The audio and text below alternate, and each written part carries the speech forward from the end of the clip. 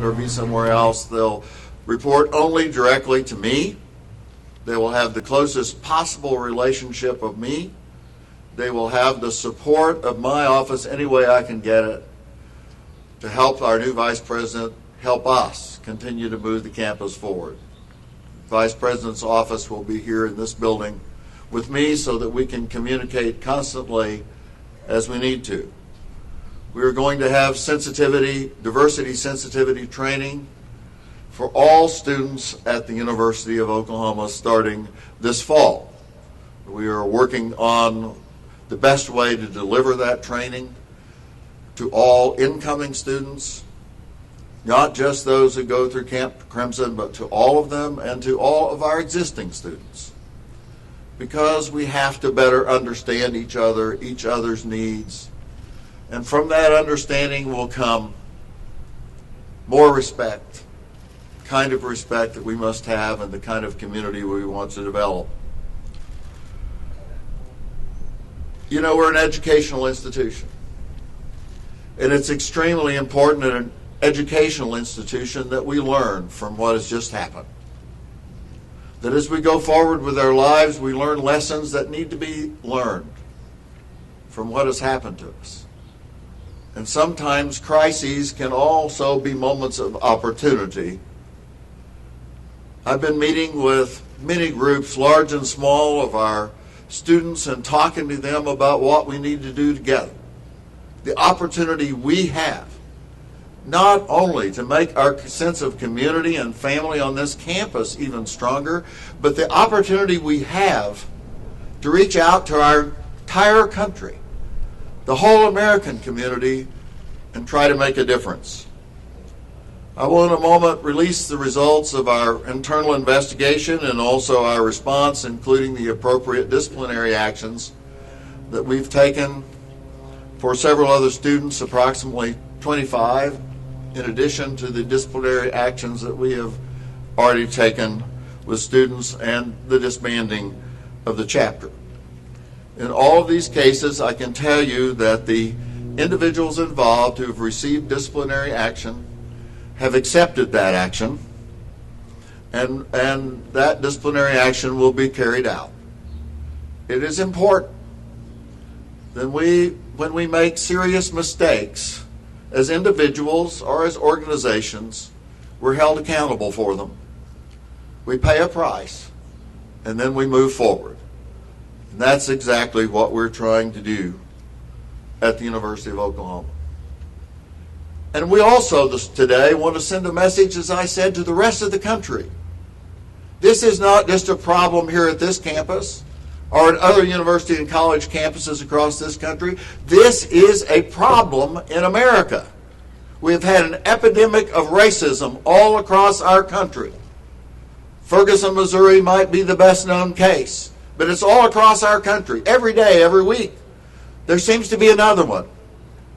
And I've asked myself, why? Why is this happening?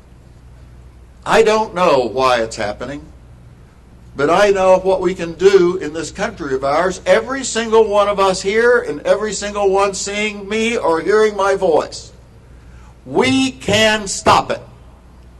We can stop it if all of us in the institutions and organizations we belong to and all of us as individuals say we have zero tolerance for racism in America. That's not who we are as an American people. We're the greatest melting pot in the world, an example to the rest of the world, a place where we respect everybody in this country. And so one by one, we need to stand up and let our voices be heard. And when someone uses an inappropriate word in our presence or tells an inappropriate story in our presence, we need to stand up and say, don't say that in front of me. I don't want to hear it. It's not who we are as Americans.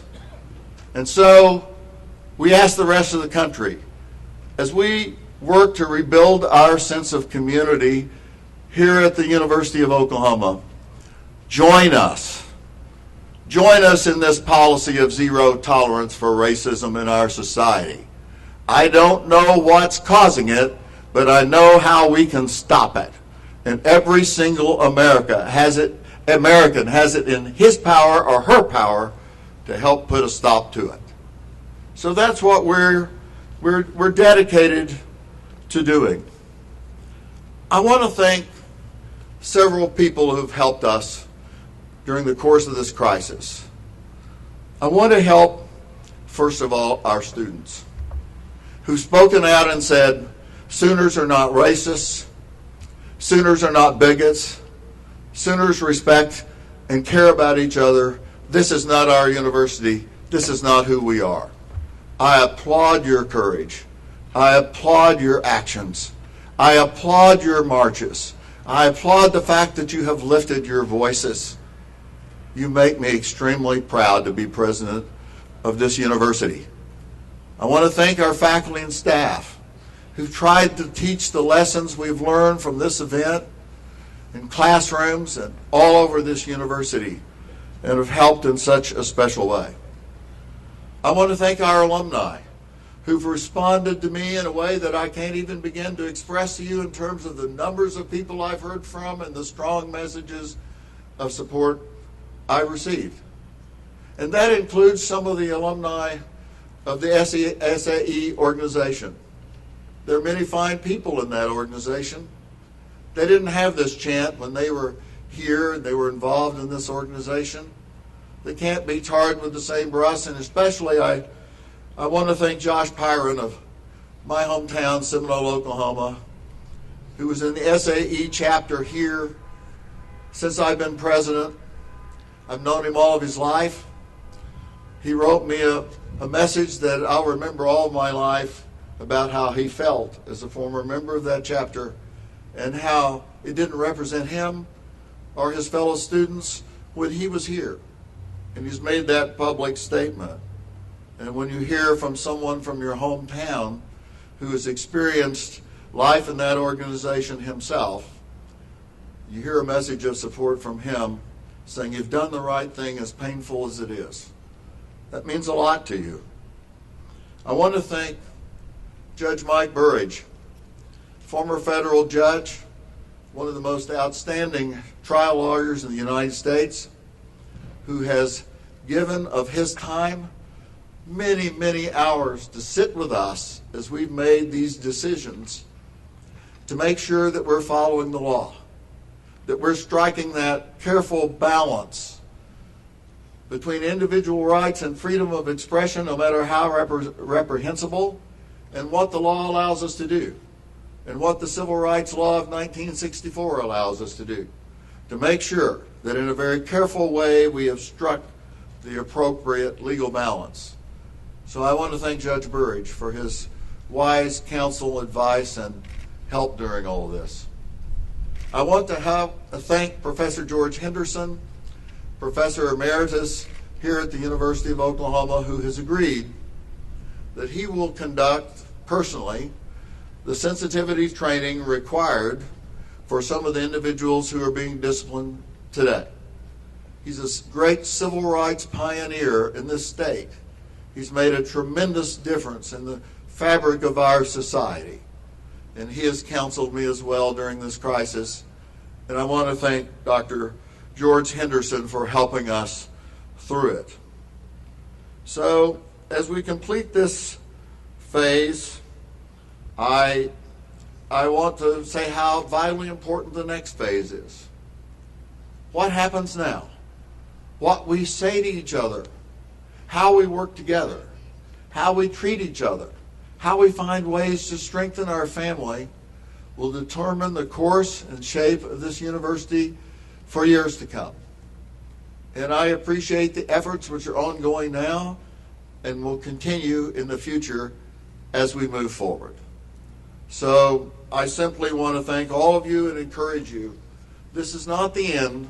This is just the beginning of our efforts to build the kind of community, to learn the lessons that we need to learn, and to share those lessons with the rest of the country, so that not only has these tragic events had an impact on our university, which will make us stronger in the long run, but we hope that these events will have an impact on the entire country and make it stronger in the long run as well. But we're going to pass out now, if you don't already have them, some information about our investigation and findings. And I beg your pardon, but I will try to briefly read these. On March 7th, 2015, the members of this chapter here, the SAE, were en route to the chapter's Founders Day event in Oklahoma City. On one of the chartered buses, a racist chant was sung, as we all unfortunately know, and captured on video. The university became aware of this video and events right away and took action right away. On March 8th, 2015, immediate steps were taken to begin an investigation, and this memorandum is the result of that investigation undertaken by the Office of Student Affairs into the culture of the chapter and to determine the method by which the racist chant was learned and passed from member to member. The Office of Student Affairs undertook its investigation in order to follow the inquiry and to investigate the variety of media, press, and other reports that indicated the chant had been learned within the chapter and was part of the culture of the current chapter. Beginning on March 8th, 2015, university officials conducted interviews, and I might say over 160 interviews, to determine how the chant came to exist at the university and the manner in which it was learned and passed from member to member. The findings of the investigation are detailed below.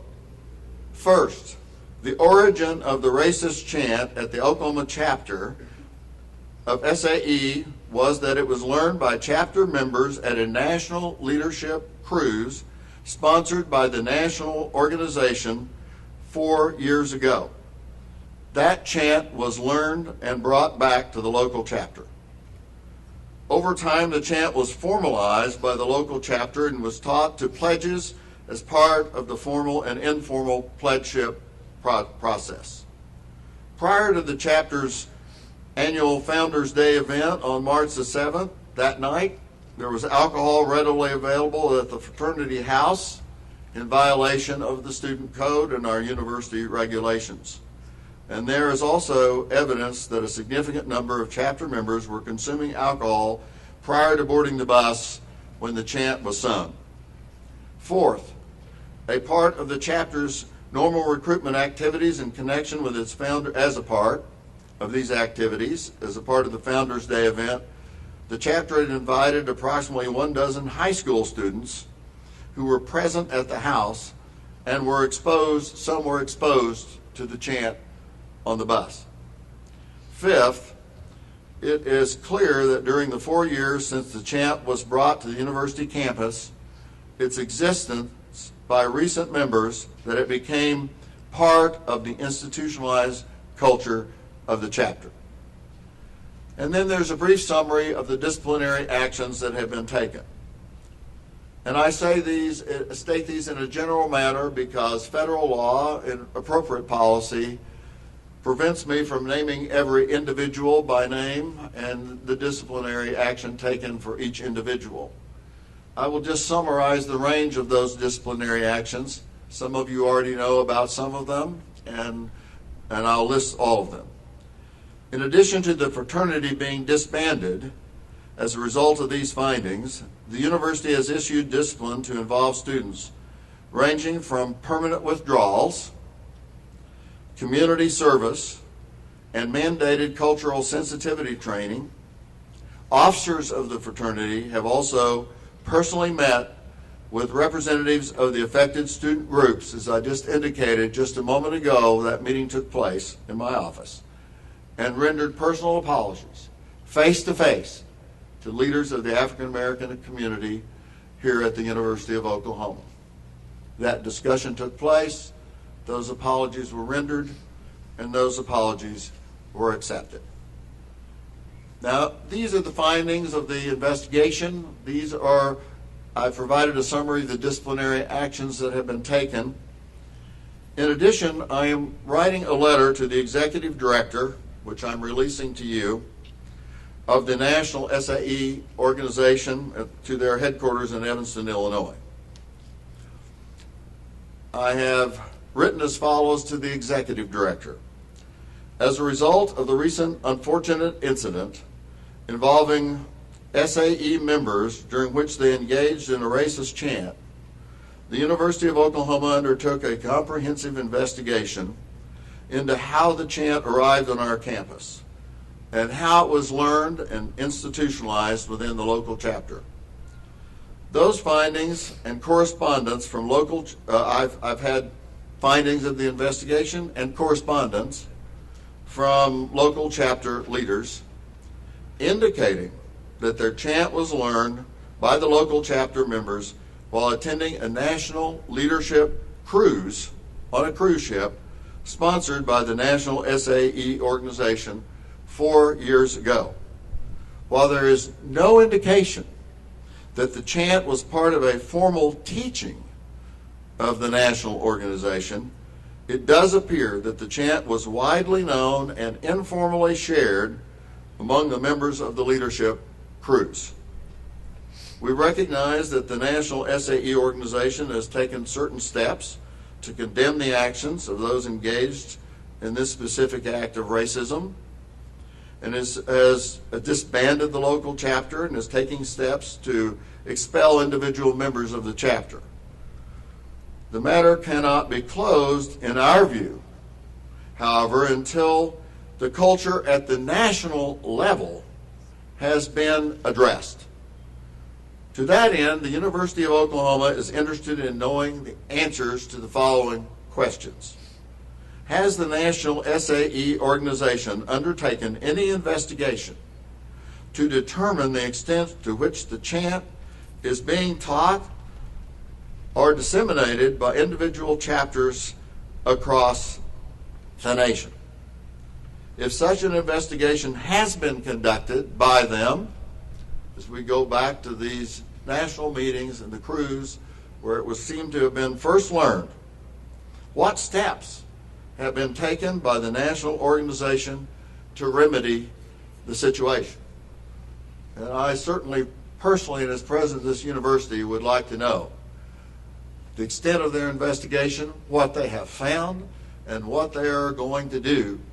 When I marched with the students and we put a post-it on the door of the Vice President for Student Affairs, my words on that post-it were, "Never again." What are they doing to assure that this will happen, that it will never happen again? So this is our letter to the National Executive Director, asking further cooperation from the national organization to let us know how this took place. So in essence, I think I have summarized the findings of, I say, over 160 interviews, maybe 170, by our Office of Student Affairs, the disciplinary action, the full range of disciplinary action that has taken place, the personal apologies that have been rendered, and I hope some of the lessons that have been learned by what has happened. And I'd be happy to entertain any of your questions here. We'll try not to go on too long. Yes. Yes, only students, because after all, the university can only discipline students. Only students, and the 17 additional students on the bus that were singing the song, that's included. The 7 or 8, there was some overlap between the officers of the chapter, I think approximately 7 or 8, so you add that number together, it's approximately 25 additional students. And as you know, 2 students have been withdrawn from the university and the chapter has been closed. So that would be the sum total of the disciplinary actions that have taken place. There will be community service as part of this disciplinary action with this group of students. The apologies were part of this disciplinary action. The sensitivity training that will be conducted by Professor George Henderson will be a part of this disciplinary activity. So. There were high school students on the bus. Pardon? There were other students on this campus who are not members of SAE. Yes. Were they sorority members or Well, there were dates. And so, but the dates were not singing this song. They didn't even know this song. I'm not sure that they even would have stayed voluntarily, gotten on the bus if they'd known that song was being sung. So the people who are responsible, who sang the song, who learned the song, none of whom stood up and said, stop. No. And they're not any particular. Some of the dates were in the Greek system, some were not. There was a wide variety of people, but we've tried to focus the disciplinary actions as carefully as we could. Now, it's very difficult to get it exactly right, and some of the people who've received disciplinary action were more involved, some were less involved. There may have been some others that someday sung this song, but we don't know about it. We don't have the evidence that we can say they did. So we tried to carefully focus the disciplinary action that we took. President Boren, you mentioned there were high school students on the bus. Tell us more about There were high school students on the bus. I can't really tell you too much more about who they were. Probably younger brothers or potential recruits. They were potential recruits for the fraternity, and apparently that's sort of traditional that they have invited to their Founders Day activity each year a certain number of high school students who came. But there were some on the bus. There may have been some that met them there. I don't know, but there were some high school students invited to and involved in the event. And were they interviewed as part of the investigation? Ever have a chance to return soon? No. Did the two students identified as leaders that you initially said were Yes. expelled, they withdrew before they were expelled? No, they withdrew as a result of the action of the university. And can you tell me, will the SAE chapter, is there anything they can do to reopen their chapter here at the University of Oklahoma? Time will tell. I will just simply say it would be a very difficult course of action to take while I'm president. You've President said Boren, that there be needs clear, to did be an they- end. Were they expelled or did they withdraw? They were expelled. You said there needs to be an end to racism. Yes. Does that imply that you believe the students who were involved in this chant, and even all the way up to the national leadership, were racist? Well, I don't think you can call names. We know racism when we see it. We know when certain inappropriate words are used in our presence. We know when inappropriate stories are told in our presence. I don't think anybody here at this press conference needs to be taught about what racism is. We know it when we see it. We saw it and we reacted to it, and we've said no tolerance for it. One of the former students said that he knew those words were wrong. He didn't know how or why they were wrong. Is there a breakdown in upbringing or education that you Well, see? I told the students who were together today, and we're in the situation where the apologies were rendered, universities are not isolated from the rest of communities, the rest of our society. We can't build a wall around this university and say all the influences from the outside can't come in here. We're going to be separate from it. We're going to be immune from it. No, all of those influences, whether they come from homes, whether they come from classmates in high school, whether they come from communities where they grow up, whether they come from Ferguson, Missouri, wherever they come from. All those influences come in and impinge upon our students. And so that's why an experience like this, look, I have to only say that what I saw and heard a few minutes ago caused me to shed tears. Because I care so much about our students. I really care for them. That's why I resigned from the U.S. Senate to come back to be president of the University of Oklahoma. I wanted to invest my life in these students. And I'm really proud that I did. Pleased that I did. They're worth the investment. Good young people. Even the best of young people. And all of us, everyone among us knows it. Who among us did not make a mistake? Particularly in our younger years. Who among us still don't make mistakes? And we have to learn from those mistakes. Sometimes tough lessons. Maybe that's the best way to love and care about somebody. Teach tough lessons when tough lessons need to be taught. And then move on. And know that you can put your life together. Do I think all these young men are racists in their hearts? Do I think they're proud of what they did? No. Do I think they'll learn from what they did? I saw the results of what they've learned, and I heard their voices, and I heard their words, and I know they've learned lessons. I heard it this morning. So no, our purpose here is to not brand people with certain words for life. Our purpose is not to forgive. Our purpose is to learn lessons and be held accountable and then move forward with our lives. President Boren, about the leadership cruise. Yes. Tell us more about that. That's the first question. The second one is, do you believe that there's a racist culture at SAE nationally? Well, again, I don't think it's up to me to make that judgment, but that's the reason I've asked these questions of the national chapter. All I know is that when they have a national leadership meeting, it's a sort of akin to a national convention, that it has been held traditionally, at least the last few years, I don't know how long that's been going on a cruise ship. And I'm not sure where that cruise ship goes. I'm not sure, where did it take place? Where did they embark? I haven't determined all of that, but I have received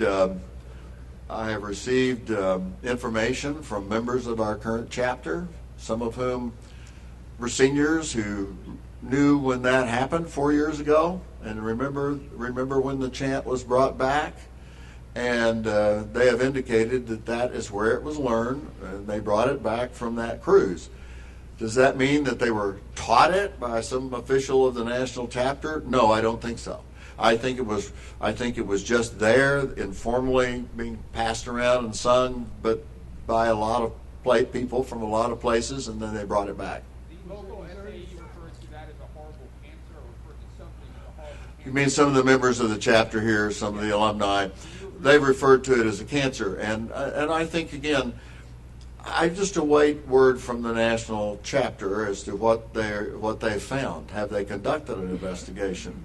Is it a cancer that came outside and came in? We still have to remember that even if it came from somewhere else, our chapter took it on and institutionalized it and used it. So you don't have to sing something just because you heard it someplace else and brought it back. So there's a great deal of responsibility here that we have to learn from, but it could be shared responsibility in some ways with the national chapter, and I just think we need to have our questions answered. In your conversation, President Boren, in your conversations with... Excuse me, just a minute. I'll take you, and then I'll take you. Yes, excuse me. Go ahead. In your conversation, the dialogue with these students today, was there any indication in that dialogue that they themselves felt that within the social fabric, Greek life fabric of this institution, they felt some sense of racial intolerance to have that kind of discussion? No, I would say they didn't.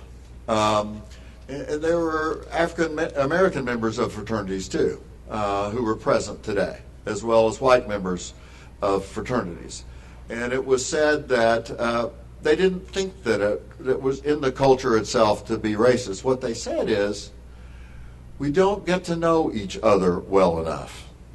That forming into groups of any kind, especially when you then try to form a close-knit group, can become exclusionary without even intending to become exclusionary, so that we don't get to know each other and people outside the group as individuals and share thoughts and really share a friendship with each other. And so that was what was said, and I think that's true not only of Greek life, as I told about 1,200 fraternity members when I met with them Wednesday. I've seen what they can do. I've seen them raise money for charity. I've seen them reach out and mentor students, and I've seen them tutor students. I've seen them be big brothers and sorority members be big sisters. I've seen so much good that can come. So I said, I know your power. Now use that power, use that influence to rebuild the trust, to reach out and make everyone feel they belong at this university, to make everyone feel that they feel safe at this university. And I really think they heard that message, and I'm an optimist. I believe they're going to respond to this challenge, and as I said to them, crises are opportunities. And I think we have an opportunity here to do something for ourselves, our university, do something for the country. Yes? Will the sensitivity training also include issues of violence for women? Yes, it will. And we've been very active here at the University of Oklahoma. I said we have zero tolerance of racism. We also have zero tolerance of violence toward women. And we've proven that. We have had a very active Title IX process. We have supported that process, even going at times to the courts to make sure that our process has been followed and that we have the ability to enforce that process.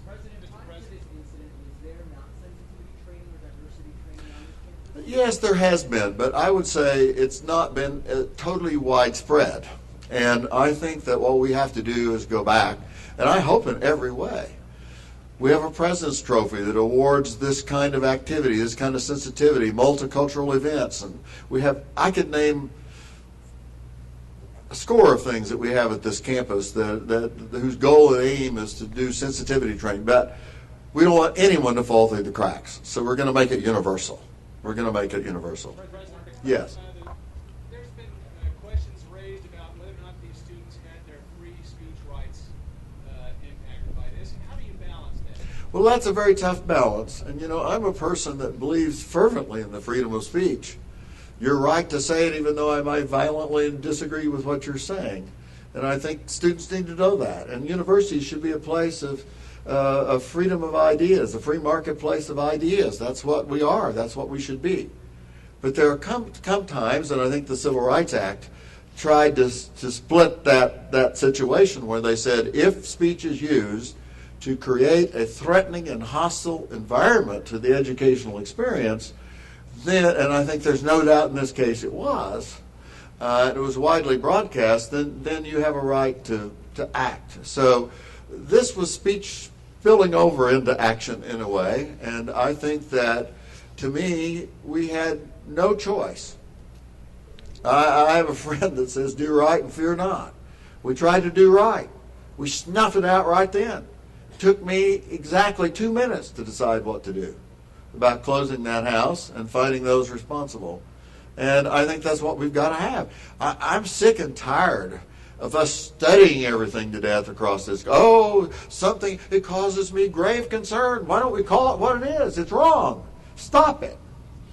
Don't study it to death. Don't worry about being taken to court.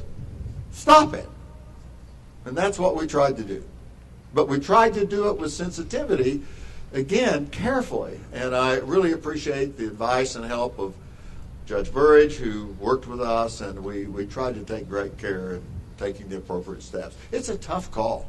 It's a tough call. It's not easy. And we have a lot of competing values here at stake, and we have to be very careful about that.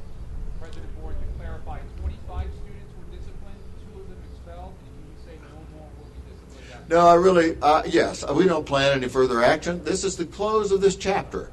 It's the close of the chapter of our response. It's the first phase is over, as I've indicated. The next phase is rebuilding our trust and our strong community here on the campus. So, yes, that's it. It's approximately, could be 24. It's about 25, let's say. The 2 expelled are part of those.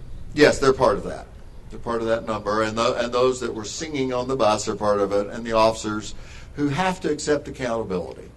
Some of their actions were actions of omission rather than commission. But when you hold an office, we know that. When you hold an office, and I hold an office, and I should assume responsibility for what's going on and for what the university's response is. I shouldn't duck and hide. And they have to learn, they have to assume responsibility. It's a life lesson that needs to be taught. President Boren, what is next for the SAE House? We understand there may be some real estate legal issues to clear up. I don't know enough about the real estate legal issues yet. The university is the owner of the house, and we have our legal staff looking at the rights and obligations of both parties. Obviously, there was a lease, and there were certain agreements about leasehold improvements, and we're looking at all of that now. We've had similar problems in the past when we've had to shutter another fraternity at one time. Yes. Yes. Oh, yes. The Unheard group has had tremendous success on campus. In fact, some were there this morning, and I said to them, I wish you'd change your name to Heard. because they have been heard. And I started last fall, for example, when I first had my first interaction with them. There were a lot of things that they talked about. More diversity among counselors at Camp Crimson, our orientation, so students right off the bat would see more. That's happening. We've already taken affirmative action to really encourage more people of color, for example, to become counselors at Camp Crimson. Homecoming, the speaker series, the music series, the campus activity council committees needed more diversity and representation. That's happening. More multicultural programs like we have in engineering and other councils. I've met with all the these were positive, constructive, I think very good. I really commend them for the kinds of proposals they made to me. The establishment of the vice president, who's going to wake up in the morning thinking about diversity and the need to make our campus more inclusive and go to bed at night still thinking about it. I wanted to find exactly the right person because I had to find a person I trust, I work with, I want to hear from, and that needs to be someone who works directly with me, that tugs on my coattail when I need to hear about a problem we have. So, oh yes, unheard has been heard. And they were being heard, and those meetings with the Dean's Council and the Student Affairs Office and the rest of it, some of the people who are here know about it. They happened weeks before we ever had this incident. So we were already in, I think, a very constructive, and I really want to commend the students who have been members of that group and leaders of that group, because they've brought things to our attention, to my attention, that we needed to address. And when they finished up their list of things they thought we needed to work on, I found myself in virtual agreement with them. Yeah.